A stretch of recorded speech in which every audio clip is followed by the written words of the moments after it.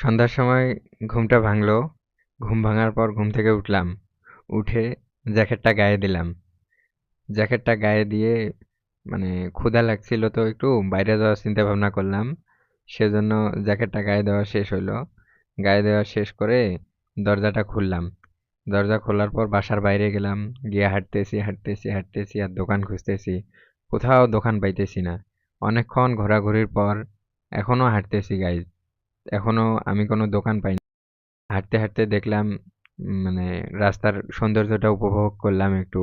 হঠাৎ করে একটা দোকান চোখে পড়লো। দোকানে দেখতেছি যে খেতাপুরি বেচতেছে।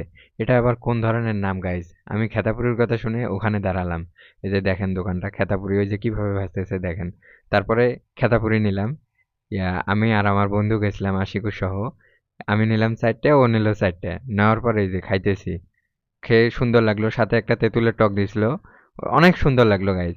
তারপরে খেতাপুরি খাইতে খাইতে আমি একবার নিলাম আর কি, জিলাপির দোকান দেখলাম একটা। জিলাপিও খাইতে ইচ্ছে করলো। সেজন্য আবার জিলাপির দোকানে গেলাম। জিলাপির দোকানে গিয়ে 20 টাকা জিলাপি নিলাম। জিলাপি নেওয়ার পর খাইলাম। মোটামুটি ভালোই লাগলো।